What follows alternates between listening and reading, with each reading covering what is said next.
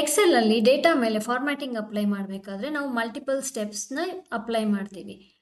For example, ಒಂದು ಹೆಡ್ಡಿಂಗ್ನ ತಗೊಂಡಾಗ ನಾವು ಅದನ್ನ ಬೋಲ್ಡ್ ಮಾಡೋದು, ಫಾಂಟ್ ಹೆಸರು ಚೇಂಜ್ ಮಾಡೋದು, ಫಾಂಟ್ ಸೈಜ್, ಬಾರ್ಡರ್ ಅಪ್ಲೈ ಮಾಡೋದು, ಫಾಂಟ್ ಕಲರ್ ಮತ್ತು ಬ್ಯಾಕ್ಗ್ರೌಂಡ್ ಕಲರ್, ಅಲೈನ್ಮೆಂಟ್ ಮತ್ತು ಇಂಡೆಂಟೇಷನ್.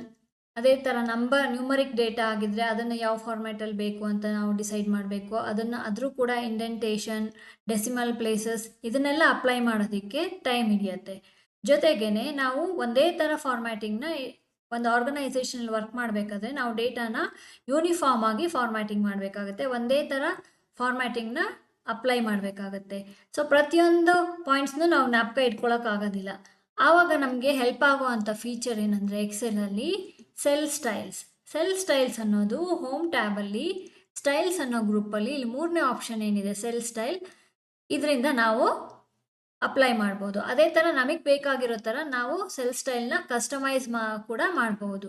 ಅದನ್ನು ಹೇಗೆಲ್ಲ ಯೂಸ್ ಮಾಡ್ಬೋದು ಅಂತ ನಾವು ಈ ವಿಡಿಯೋದಲ್ಲಿ ನೋಡೋಣ. ಸ್ಟೈಲ್ಸ್ನ ಅಪ್ಲೈ ಮಾಡೋದಕ್ಕೆ ಮೊದಲು ಡೇಟಾನ ಸೆಲೆಕ್ಟ್ ಮಾಡ್ಕೋಬೇಕು. ನಾವು ಹೆಡ್ಡಿಂಗಿಗೆ ಸೆಲ್ ಸ್ಟೈಲ್ಸ್ನ ಅಪ್ಲೈ ಮಾಡಬೇಕು ಅಂದರೆ ಹೆಡರ್ಸ್ನ ಸೆಲೆಕ್ಟ್ ಮಾಡಿಕೊಂಡು ಸೆಲ್ ಸ್ಟೈಲ್ಸ್ನ ಇಲ್ಲಿ ಕ್ಲಿಕ್ ಮಾಡಿದಾಗ ಇಲ್ಲಿ ನೋಡ್ಬೋದು ನಮಗೆ ಟೈಟಲ್ಸ್ ಆ್ಯಂಡ್ ಹೆಡ್ಡಿಂಗ್ಸ್ ಅಂತ ಇಲ್ಲಿ ತೋರಿಸುತ್ತೆ. ಅದರಲ್ಲಿ ನಾನು ಯಾವುದನ್ನ ಸೆಲೆಕ್ಟ್ ಮಾಡ್ಕೋತೀನಿ ಅದು ಆಟೋಮೆಟಿಕ್ ಆಗಿ ನನಗೆ ತೋರಿಸ್ತಾ ಇದೆ. ಇಲ್ಲಿ ಸೆಲೆಕ್ಟ್ ಆಗಿರೋ ಸೆಲ್ಸ್ ಎಲ್ಲ ಅಪ್ಲೈ ಆಗಿ ತೋರಿಸ್ತಾ ಇದೆ.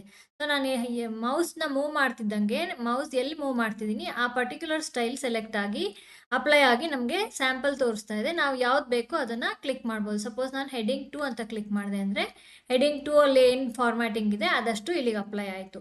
ಅದೇ ಥರ ನಾನು ಡೇಟಾಗೂ ಅಪ್ಲೈ ಮಾಡ್ಬೋದು. ಸೆಲೆಕ್ಟ್ ಮಾಡಿಕೊಂಡು ಡೇಟಾನ ಸೆಲ್ ಸ್ಟೈಲ್ಸಲ್ಲಿ ಇಲ್ಲಿ ಕೆಳಗಡೆ ನಾನು ಯಾವ ಥೀಮ್ಡ್ ಸೆಲ್ ಸ್ಟೈಲ್ ಅಂತ ಏನಿದೆ ಅದನ್ನಾದರೂ ಸೆಲೆಕ್ಟ್ ಮಾಡ್ಕೋಬೋದು, ಅಥವಾ ಚೆಕ್ ಸೆಲ್ ಇಲ್ಲಿ ಯಾವ ಥರ ನನಗೆ ಫಾರ್ಮ್ಯಾಟ್ ಬೇಕೋ ಆ ಥರ ಸೆಲೆಕ್ಟ್ ಮಾಡಿಕೊಂಡು ಕ್ಲಿಕ್ ಮಾಡಿದಾಗ ಅದು ಅಪ್ಲೈ ಆಗುತ್ತೆ. ಬಟ್ ಇಲ್ಲಿ ಒಂದು ಲಿಮಿಟೇಷನ್ಸ್ ಏನಂತ ಅಂದರೆ ನಮಗೆ ಬಾರ್ಡರ್ ಅಪ್ಲೈ ಆಗಲ್ಲ, ಅಲೈನ್ಮೆಂಟ್ ಆಗಲ್ಲ, ಜೊತೆಗೆ ಇಲ್ಲಿ ನನಗೆ ಫಾಂಟ್ ಚೇಂಜ್ ಮಾಡೋಕ್ಕಾಗಲ್ಲ, ಫಾಂಟ್ ಸೈಜ್ ಚೇಂಜ್ ಮಾಡೋಕ್ಕಾಗೋದಿಲ್ಲ, ಕಲರ್ ಎಲ್ಲ ನನಗೆ ಬೇಕಾದಾಗ ಚೇಂಜ್ ಮಾಡೋಕ್ಕಾಗಲ್ಲ. ಈವನ್ ಕರೆನ್ಸಿಗೂ ಕೂಡ ಮತ್ತೆ ನಾನು ಸಪ್ರೇಟಾಗಿ ಸೆಲೆಕ್ಟ್ ಮಾಡಿಕೊಂಡು ಕರೆನ್ಸಿನ ಅಪ್ಲೈ ಮಾಡಬೇಕಾಗುತ್ತೆ. ಇಲ್ಲಿ ಕರೆನ್ಸಿಗೂ ಕೂಡ ಇಲ್ಲಿ ಅವೈಲಬಲ್ ಇದೆ. ನಂಬರ್ ಫಾರ್ಮ್ಯಾಟಿಂಗ್ ಅದೆಲ್ಲ ನಮ್ಮ ಸಪ್ರೇಟಾಗಿ ಸೆಲೆಕ್ಟ್ ಮಾಡ್ಕೋಬೇಕಾಗುತ್ತೆ. ಸೊ ನಾನಿಲ್ಲಿ ಏನು ಮಾಡ್ತೀನಿ ಅಂದರೆ ನನ್ನದೇ ಆದ ಒಂದು ಸ್ಟ್ಯಾಂಡರ್ಡ್ ಫಾರ್ಮ್ಯಾಟ್ನ ಡಿಫೈನ್ ಮಾಡಬೇಕು ಅಂತ ಅಂದರೆ ಸೆಲ್ ಸ್ಟೈಲ್ಸಲ್ಲಿ ನ್ಯೂ ಸ್ಟೈಲ್ ಅಂತ ಏನಿದೆ ಅಲ್ಲೋಗಿ ನಾನು ಡಿಫೈನ್ ಮಾಡ್ಬೋದು. ಅದು ಡಿಫೈನ್ ಮಾಡಿದಾಗ ನಾನು ವರ್ಕ್ ಮಾಡೋ ಎಲ್ಲ ಫೈಲ್ಗೂ ಒಂದೇ ಥರ ಯೂನಿಫಾರ್ಮ್ ಆಗಿ ನಾನು ಫಾರ್ಮ್ಯಾಟಿಂಗ್ನ ಅಪ್ಲೈ ಮಾಡ್ಬೋದು. ಅದು ಟೈಮ್ ಸೇವ್ ಆಗುತ್ತೆ, ಜೊತೆಗೆ ಯೂನಿಫಾರ್ಮಿಟಿ ಮೇಂಟೈನ್ ಆಗುತ್ತೆ. ಸೊ ಅದು ಹೇಗೆ ಮಾಡೋದು ಅಂತ ನೋಡೋಣ. ಇಲ್ಲಿರೋ ಡೇಟಾ ಮೇಲೆ ನಾನು ಒಂದು ಫಾರ್ಮ್ಯಾಟಿಂಗ್ ಸ್ಟೈಲ್ನ ಕಸ್ಟಮೈಸ್ ಮಾಡಿ ಅಪ್ಲೈ ಮಾಡಬೇಕಂತ ಇದ್ದೀನಿ. ಅದೇ ಸ್ಟ್ಯಾಂಡರ್ಡ್ ಫಾರ್ಮ್ಯಾಟ್ನ ಎಲ್ಲ ಫೈಲ್ಸ್ಗೂ ನಾವು ಯೂಸ್ ಮಾಡ್ಬೋದು. ಸೊ ನಮಗೆ ಬೇಕಾಗಿರುವಂಥ ಫಾರ್ಮ್ಯಾಟಿಂಗ್ ಸ್ಟೈಲ್ಸ್ನ ನಾವು ಕಸ್ಟಮೈಸ್ ಮಾಡೋದಕ್ಕೆ ಸೆಲ್ ಸ್ಟೈಲ್ಸಲ್ಲಿ ನೀವು ಇಲ್ಲಿ ನೋಡ್ಬೋದು, ನಾನು ಕ್ಲಿಕ್ ಮಾಡಿದಾಗ ಕಸ್ಟಮೈಸ್ ಆಗಿರುವಂಥ ಯಾವುದೇ ಸ್ಟೈಲ್ ಇಲ್ಲ ಇಲ್ಲಿ. ಸೊ ನಾನೇ ಕಸ್ಟಮೈಸ್ ಮಾಡಬೇಕು ಅಂತಂದರೆ ನ್ಯೂ ಸೆಲ್ ಸ್ಟೈಲ್ಸ್ನ ಕ್ಲಿಕ್ ಮಾಡಿ ಇಲ್ಲಿ ಒಂದು ಡೈಲಾಗ್ ಬಾಕ್ಸ್ ಅಪಿಯರ್ ಆಗುತ್ತೆ. ಮೊದಲು ನಾನು ಹೆಡರ್ಸ್ಗೆ ಕಸ್ಟಮೈಸೇಷನ್ ಮಾಡ್ತೀನಿ. ಅದಕ್ಕೆ ನಾನು ಮೈ ಹೆಡರ್ಸ್ ಅಂತ ಹೇಳ್ಬಿಟ್ಟು ಸ್ಟೈಲ್ ನೇಮ್ನ ನಾನೇ ಡಿಫೈನ್ ಮಾಡ್ತೀನಿ, ಹೊಸ ಹೆಸರನ್ನ. ಫಾರ್ಮ್ಯಾಟ್ ಕ್ಲಿಕ್ ಮಾಡಿ ಅಲೈನ್ಮೆಂಟ್ಗೆ ಹೋಗಿ ಇಲ್ಲಿ ಹಾರಿಜಾಂಟಲಿ ಹೆಡರ್ಸ್ ನನಗೆ ಹಾರಿಜಾಂಟಲಿ ಮತ್ತು ವರ್ಟಿಕಲಿ ಎರಡೂ ಸೆಂಟರ್ ಅಲೈನ್ ಆಗಬೇಕು. ನೆಕ್ಸ್ಟ್ ಫಾಂಟ್ ಚೇಂಜ್ ಮಾಡ್ತಾ ಇದ್ದೀನಿ. ಫಾಂಟ್ ಚೇಂಜ್ ಮಾಡಿಬಿಟ್ಟು ಅದನ್ನು ಬೋಲ್ಡ್ ಮಾಡಿಬಿಟ್ಟು ಫಾಂಟ್ ಸೈಜ್ನ 14ಗೆ ಸೆಟ್ ಮಾಡ್ತಾ ಇದ್ದೀನಿ. ಬೈ ಡಿಫಾಲ್ಟ್ ಬ್ಲ್ಯಾಕ್ ಇರೋ ಕಲರ್ನ ನಾನು ವೈಟ್ಗೆ ಮಾಡ್ತಾ ಇದ್ದೀನಿ, ಯಾಕಂದರೆ ನಾನು ಬ್ಯಾಕ್ಗ್ರೌಂಡ್ನ ಡಾರ್ಕ್ ಮಾಡ್ತೀನಿ. ಸೊ ಅದಕ್ಕೋಸ್ಕರ ಬಾರ್ಡರ್ಸ್ಗೆ ಹೋಗ್ಬಿಟ್ಟು ಇಲ್ಲಿ ಔಟ್ಲೈನ್ ಬಾರ್ಡರ್ ಮತ್ತು ಇನ್ಸೈಡ್ ಬಾರ್ಡರ್ ಎರಡೂ ಅಪ್ಲೈ ಮಾಡಿ ಫಿಲ್ಗೆ ಹೋಗ್ಬಿಟ್ಟು ಇಲ್ಲಿ ನಾನು ಬ್ಯಾಕ್ಗ್ರೌಂಡ್ನ ಡಾರ್ಕ್ ಕಲರ್ ಫಿಲ್ ಮಾಡ್ತಿದ್ದೀನಿ. ಇದಿಷ್ಟು ನಾನು ಹೆಡರ್ಸ್ಗೆ ಅಪ್ಲೈ ಮಾಡ್ತಿದ್ದೀನಿ. ಓಕೆ ಕ್ಲಿಕ್ ಮಾಡಿ ಇಲ್ಲಿ ನೋಡ್ಬೋದು ಬೈ ಡಿಫಾಲ್ಟ್ ಸ್ಟೈಲ್ ಇನ್ಕ್ಲೂಡ್ಸ್ ಏನೇನು ಇನ್ಕ್ಲೂಡ್ ಆಗುತ್ತೆ ಇದರಲ್ಲಿ ಸ್ಟೈಲಲ್ಲಿ ಅಂತ ನಾವು ಟಿಕ್ ಮಾಡ್ಕೋಬೋದು. ಇಲ್ಲ ಬೇಡ ಅಂದಿದ್ದನ್ನ ನಾವು ತೆಗೆದು ಹಾಕ್ಬೋದು. ನಾನು ಬೈ ಡಿಫಾಲ್ಟ್ ಎಲ್ಲದನ್ನು ರಿಟೈನ್ ಮಾಡ್ಕೊಂಡಿದ್ದೀನಿ. ಓಕೆ ಕ್ಲಿಕ್ ಮಾಡ್ತೀನಿ. ನಾವು ಇಲ್ಲಿ ಸೆಲ್ ಸ್ಟೈಲ್ಸ್ನ ಮತ್ತೆ ಕ್ಲಿಕ್ ಮಾಡಿದಾಗ ನೀವು ನೋಡ್ಬೋದು ಇಲ್ಲಿ ಕಸ್ಟಮೈಸ್ ಆಗಿರುವಂಥದ್ದು. ಇಲ್ಲಿ ಕಸ್ಟಮ್ ಅನ್ನೋ ಹೆಡ್ಡಿಂಗ್ ಕೆಳಗಡೆ ನಾನು ಯಾವ್ಯಾವ ಥರ ಹೆಸರು ಕೊಟ್ಬಿಟ್ಟು ನಾನು ಮೈ ಹೆಡರ್ಸ್ ಅಂತ ಏನು ಹೆಸರು ಕೊಟ್ಟಿದ್ದೆ ಸ್ಟೈಲ್ ನೇಮ್, ಆ ಹೆಸರಲ್ಲಿ ಒಂದು ಸ್ಟೈಲ್ ಕ್ರಿಯೇಟ್ ಆಗಿದೆ. ಸೊ ನಾನು ಅದನ್ನು ಅಪ್ಲೈ ಮಾಡಬೇಕಂದ್ರೆ ಜಸ್ಟ್ ಸೆಲ್ಸ್ನ ಸೆಲೆಕ್ಟ್ ಮಾಡ್ಕೊಂಡು ಇದನ್ನು ಮತ್ತೆ ಮಾಡೋ ಅವಶ್ಯಕತೆ ಇಲ್ಲ. ಜಸ್ಟ್ ಸೆಲೆಕ್ಟ್ ಮಾಡಿಕೊಂಡು ಇದನ್ನ ಕ್ಲಿಕ್ ಮಾಡಿದ್ರೆ ಆಯಿತು, ಅದು ಸ್ಟೈಲ್ ಅಪ್ಲೈ ಆಗುತ್ತೆ. ಅದೇ ಥರ ನಾನು ಡೇಟಾಗೂ ಕೂಡ ಮಾಡ್ತೀನಿ. ಮತ್ತೆ ನಾನು ಸೆಲ್ ಸ್ಟೈಲ್ಸ್ಗೆ ಹೋಗಿ ನ್ಯೂ ಸೆಲ್ ಸ್ಟೈಲ್ನ ಕ್ಲಿಕ್ ಮಾಡಿ ಇಲ್ಲಿ ನಾನು ಮೈ ಡೇಟಾ 1 ಅಂತ ಸ್ಟೈಲ್ ನೇಮ್ ಮಾಡಿ ಫಾರ್ಮ್ಯಾಟಲ್ಲಿ ಮತ್ತೆ ನಾನು ಅಲೈನ್ಮೆಂಟ್ ಸೇಮ್ ಹೆಡರ್ಸಿಗೆ ಹೇಗೆ ಮಾಡಿದೆ ಅದೇ ಥರ ಮಾಡ್ತಿದ್ದೀನಿ. ಫಾಂಟ್ ಸೈಜ್ ಇಲ್ಲಿ ಸ್ವಲ್ಪ ಕಮ್ಮಿ ತಗೋತೀನಿ, ಹೆಡ್ಡಿಂಗ್ ಆಗಿರೋದ್ರಿಂದ ಬೋಲ್ಡ್ ಸೆಲೆಕ್ಟ್ ಮಾಡೋದಿಲ್ಲ. ಇಲ್ಲಿ ಕೂಡ ಕಲರ್ ನಾನು ಸ್ವಲ್ಪ ಡಾರ್ಕರ್ ಕಲರ್ನ ಸೆಲೆಕ್ಟ್ ಮಾಡಿಕೊಂಡು ಬ್ಯಾಕ್ಗ್ರೌಂಡ್ ಲೈಟರ್ನ ಅಪ್ಲೈ ಮಾಡ್ತಿದ್ದೀನಿ. ಬಾರ್ಡರ್ಸ್ ಕೂಡ ಇಲ್ಲಿ ಸೆಲೆಕ್ಟ್ ಮಾಡಿಕೊಂಡು ಬ್ಯಾಕ್ಗ್ರೌಂಡ್ ಫಿಲ್ಲಿಂಗ್ನ ನಾನು ಸ್ವಲ್ಪ ಲೈಟ್ ಕಲರ್ನ ಸೆಲೆಕ್ಟ್ ಮಾಡ್ಕೊತಾ ಇದ್ದೀನಿ. ಓಕೆ ಕ್ಲಿಕ್ ಮಾಡಿಬಿಟ್ಟು ಮತ್ತೆ ಓಕೆ ಕ್ಲಿಕ್ ಮಾಡಿ ನೀವು ಇಲ್ಲಿ ನೋಡ್ಬೋದು ಸೆಲ್ ಸ್ಟೈಲ್ ಇನ್ನೊಂದು ಡಿಫೈನ್ ಆಗಿದೆ, ಕಸ್ಟಮೈಸ್ ಆಗಿದೆ. ಅದು ಮೈ ಡೇಟಾ 1 ಅನ್ನೋ ಹೆಸರಲ್ಲಿದೆ. ಸೊ ನಾನು ಅದನ್ನು ಯಾವ್ಯಾವ ಕಾಲಮ್ಗೆ ಅಪ್ಲೈ ಮಾಡಬೇಕು ಅದಷ್ಟು ಕಾಲಮ್ ಮಾತ್ರ ಸೆಲೆಕ್ಟ್ ಮಾಡ್ಕೋತಾ ಇದ್ದೀನಿ. ಸೆಲೆಕ್ಟ್ ಮಾಡಿಕೊಂಡು ಸೆಲ್ ಸ್ಟೈಲ್ಸ್ನ ಕ್ಲಿಕ್ ಮಾಡಿ ಇಲ್ಲಿ ಕಸ್ಟಮೈಸ್ ಮಾಡಿರೋಂಥ ಮೈ ಡೇಟಾ 1 ಅಂತ ಏನು ನೇಮ್ ಕೊಟ್ಟಿದ್ದೀನಿ ಆ ಸ್ಟೈಲ್ನ ಅಪ್ಲೈ ಮಾಡ್ತಿದ್ದೀನಿ. ಬಟ್ ಇಲ್ಲಿ ನಾನು ಇನ್ನೊಂದು ಚೇಂಜಸ್ ಮಾಡಬೇಕಂತ ಇದ್ದೀನಿ. ಸೊ ಇಲ್ಲಿ ಇದಕ್ಕೆ ಸೆಂಟರ್ ಅಲೈನ್ ಬೇಡ ನನಗೆ, ಕ್ಯಾಟಗರಿ ಮತ್ತು ಸಬ್ ಕ್ಯಾಟಗರಿಗೆ. ಸೊ ನಾನೇನು ಮಾಡ್ತೀನಿ ಅಂತ ಅಂದರೆ ಇದೇ ಸೆಲ್ ಸ್ಟೈಲ್ನ ಸೆಲೆಕ್ಟ್ ಮಾಡಿಕೊಂಡು ರೈಟ್ ಕ್ಲಿಕ್ ಮಾಡಿ ಇದ್ರದ್ದು ಡೂಪ್ಲಿಕೇಟ್ ಮಾಡ್ತಿದ್ದೀನಿ. ಅಂದರೆ ಸೇಮ್ ಅದೇ ಫಾರ್ಮ್ಯಾಟಿಂಗ್ ಎಲ್ಲ ನಾನೇನು ಡಿಫೈನ್ ಮಾಡಿದ್ದೀನಿ ಅದೇ ಇರುತ್ತೆ. ಇಲ್ಲಿ ಸ್ಲೈಟ್ ಚೇಂಜಸ್ ಮಾಡ್ತಿದ್ದೀನಿ. ಮೈ ಡೇಟಾ 2 ಅಂತ ಕೊಟ್ಬಿಟ್ಟು ಫಾರ್ಮ್ಯಾಟ್ಗೆ ಹೋಗಿ ಜಸ್ಟ್ ಅಲೈನ್ಮೆಂಟ್ ಮಾತ್ರ ಚೇಂಜ್ ಮಾಡ್ತಿದ್ದೀನಿ. ಹಾರಿಜಾಂಟಲಿ ಏನಿದೆ ಅದು ಲೆಫ್ಟ್ ಇಂಡೆಂಟ್, ಸೆಂಟರ್ ಅಲೈನ್ ಇದನ್ನ ಲೆಫ್ಟ್ ಇಂಡೆಂಟ್ ಮಾಡಿ ಒಂದು ಇಂಡೆಂಟ್ನ ಇನ್ಕ್ರೀಸ್ ಮಾಡ್ತಾ ಇದ್ದೀನಿ. ಓಕೆ ಕ್ಲಿಕ್ ಮಾಡಿ ಮತ್ತೆ ಓಕೆ ಕ್ಲಿಕ್ ಮಾಡಿ ನಾನಿಲ್ಲಿ ಜಸ್ಟ್ ಇದೆರಡು ಕಾಲಮ್ನ ಸೆಲೆಕ್ಟ್ ಮಾಡಿಕೊಂಡು ಸೆಲ್ ಸ್ಟೈಲ್ಸ್ಗೆ ಹೋಗಿ ಮೈ ಡೇಟಾ 2 ಏನಿದೆ ಇದು ಮೈ ಡೇಟಾ 1 ಸೆಂಟರ್ ಅಲೈನ್ ಇದೆ, ಇದು ಜಸ್ಟ್ 1 ಪಾಯಿಂಟ್ ಇಂಡೆಂಟೇಷನ್ ಆಗಿದೆ.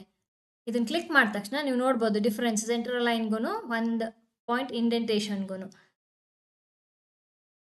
ಸೊ ಅದೇ ಥರ ನೆಕ್ಸ್ಟ್ ನಾನು ನ್ಯೂಮರಿಕ್ ಡೇಟಾ ಇರೋವಂಥದ್ದು, ಇಲ್ಲಿ ಕ್ವಾಂಟಿಟಿಗೆ ನನಗೆ ಸೆಂಟ್ರಲ್ ಲೈನ್ ಮಾತ್ರ ಬೇಕಾಗಿತ್ತು. ಬಟ್ ಇದು ಕರೆನ್ಸಿ ಆಗಿರೋದ್ರಿಂದ ನಾನು ಇದಕ್ಕೆ ರುಪೀಸ್ ಸಿಂಬಲ್ ಆ್ಯಡ್ ಮಾಡಬೇಕು, ಡೆಸಿಮಲ್ ಪಾಯಿಂಟ್ 2 ಆ್ಯಡ್ ಮಾಡಬೇಕು, ಜೊತೆಗೆ ಕಾಮಾ ಸೆಪರೇಟೆಡ್ ವ್ಯಾಲ್ಯೂ ಆಗಿ ಕನ್ವರ್ಟ್ ಮಾಡಬೇಕು. ಸೊ ನಾನು ಇದಕ್ಕೆ ಸೇಮ್ ಅದೇ ಥರ ಮಾಡ್ತಿದ್ದೀನಿ. ಇಲ್ಲಿ ಏನು ಡೇಟಾ 2 ಮೈ ಡೇಟಾ 2 ಅಂತ ಇದೆ ಅದನ್ನು ರೈಟ್ ಕ್ಲಿಕ್ ಮಾಡಿ ಡೂಪ್ಲಿಕೇಟ್ ಮಾಡ್ತಿದ್ದೀನಿ. ಡೂಪ್ಲಿಕೇಟ್ ಮಾಡಿಬಿಟ್ಟು ಇದಕ್ಕೆ ಮೈ ಕರೆನ್ಸಿ ಅಂತ ರೀನೇಮ್ ಮಾಡ್ತಿದ್ದೀನಿ. ಫಾರ್ಮ್ಯಾಟ್ಗೆ ಹೋಗ್ಬಿಟ್ಟು ನಾನಿಲ್ಲಿ ಜಸ್ಟ್ ಅಲೈನ್ಮೆಂಟ್ ಲೆಫ್ಟ್ ಇಂಡೆಂಟ್ ಇರೋದನ್ನ ರೈಟ್ ಇಂಡೆಂಟೇಷನ್ ಪಾಯಿಂಟ್ನ 1 ಅಂತಲೇ ರಿಟೈನ್ ಮಾಡಿಕೊಂಡು, ಇದು ನ್ಯೂಮರಿಕ್ ಡೇಟಾ ಆಗಿರೋದ್ರಿಂದ ನಂಬರ್ ರಿಲೇಟೆಡ್ ಡೇಟಾ ಆಗಿರೋದ್ರಿಂದ ನಂಬರ್ಗೆ ಹೋಗ್ಬಿಟ್ಟು ಇಲ್ಲಿ ಕರೆನ್ಸಿನ ಸೆಲೆಕ್ಟ್ ಮಾಡ್ಕೋತೀನಿ. ನಂಬರಲ್ಲಿ ಲಿಸ್ಟ್ ಇದೆ ನಮಗೆ ಇಲ್ಲಿ ಯಾವ ಥರ ನ್ಯೂಮರಿಕ್ ವ್ಯಾಲ್ಯೂ ಬೇಕು ಅಂತ. ಸೊ ನಾನೇನು ಮಾಡ್ತೀನಿ ಕರೆನ್ಸಿನ ಸೆಲೆಕ್ಟ್ ಮಾಡ್ಕೋತೀನಿ. ಕರೆನ್ಸಿನಲ್ಲಿ ನನಗೆ 2 ಡೆಸಿಮಲ್ ಪಾಯಿಂಟ್ ಕಾಮಾ ಸೆಪರೇಟೆಡ್ ವ್ಯಾಲ್ಯೂನೂ ಇದೆ, ನೆಗೆಟಿವ್ನು ಇನ್ಕ್ಲೂಡ್ ಮಾಡ್ಕೊಳ್ಳೋದ್ರಿಂದ ನಾನು ಫಸ್ಟ್ ಏನಿದೆ ಅದನ್ನು ಸೆಲೆಕ್ಟ್ ಮಾಡ್ಕೊಂಡಿದ್ದೀನಿ. ಜೊತೆಗೆ ರುಪೀಸ್ ಸಿಂಬಲ್ ಏನಿದೆ ಅದು ಬೈ ಡಿಫಾಲ್ಟ್ ಸೆಲೆಕ್ಟ್ ಆಗಿದೆ. ಸೊ ಇದನ್ನೆಲ್ಲ ಚೆಕ್ ಮಾಡಾದ್ಮೇಲೆ ನಾನು ಓಕೆ ಕ್ಲಿಕ್ ಮಾಡ್ತೀನಿ. ಓಕೆ ಕ್ಲಿಕ್ ಮಾಡಿ ಮತ್ತೆ ಓಕೆ ಕ್ಲಿಕ್ ಮಾಡಿದಾಗ ಸ್ಟೈಲ್ ಡೈಲಾಗ್ ಬಾಕ್ಸಲ್ಲಿ ನೀವು ಸೆಲ್ ಸ್ಟೈಲ್ಸಲ್ಲಿ ಕ್ಲಿಕ್ ಮಾಡಿ ನೋಡ್ಬೋದು ಮೈ ಕರೆನ್ಸಿ ಅಂತ ಆಲ್ರೆಡಿ ಒಂದು ಕಸ್ಟಮೈಸ್ ಆಗಿರೋ ಅಂಥ ಸ್ಟೈಲ್ ರೆಡಿ ಆಗಿದೆ. ಸೊ ನಾನು ಏನು ಮಾಡ್ತಿದ್ದೀನಿ ಅಂತಂದರೆ ಅಮೌಂಟ್ ಮತ್ತು ಪ್ರಾಫಿಟ್ ಇರೋ ಅಂಥ ಕಾಲಮ್ಸ್ನ ಸೆಲೆಕ್ಟ್ ಮಾಡಿಕೊಂಡು ಸೆಲ್ ಸ್ಟೈಲ್ಸಿಗೆ ಹೋಗಿ ಮೈ ಕರೆನ್ಸಿ ಅಂತ ಅಪ್ಲೈ ಮಾಡಿದ ತಕ್ಷಣ ನೀವು ನೋಡ್ಬೋದು ಆಟೋಮ್ಯಾಟಿಕ್ಕಾಗಿ ನನಗೆ ಕರೆನ್ಸಿಗೆ ಏನಿದೆ ಸ್ಟೈಲು ಅದು ಅಪ್ಲೈ ಆಗಿದೆ. ಸೊ ಇದನ್ನು ನಾವು ಒಂದು ಟೆಂಪ್ಲೇಟ್ ಆಗಿ ಸೇವ್ ಮಾಡಿಟ್ಕೊಂಡು ಅದನ್ನು ನಾವು ಬೇರೆ ಫೈಲ್ಸಲ್ಲೂ ಯೂಸ್ ಮಾಡ್ಬೋದು. ಇವಾಗ ನೀವು ಬೇರೆ ಫೈಲ್, ಸಪೋಸ್ ನಾನು ಇಲ್ಲಿ ಬೇರೆ ಫೈಲ್ನ ಸೆಲೆಕ್ಟ್ ಮಾಡ್ಕೊಂಡಾಗ ಸೆಲ್ ಸ್ಟೈಲ್ಸ್ ಅಂತ ಇಲ್ಲಿ ಸೆಲ್ ಸ್ಟೈಲ್ಸ್ನ ಕ್ಲಿಕ್ ಮಾಡಿದಾಗ ನಿಮ್ಗೆ ಅದು ಅವೈಲೇಬಲ್ ಇರೋದಿಲ್ಲ. ಸೊ ಏನಾಗುತ್ತೆ ಅಂದರೆ ಪ್ರತಿ ವರ್ಕ್ ಬುಕ್ಕಲ್ಲೂ ನೀವು ಸೆಲ್ ಸ್ಟೈಲ್ಸ್ನ ಡಿಫೈನ್ ಮಾಡೋ ಅವಶ್ಯಕತೆ ಇಲ್ಲ.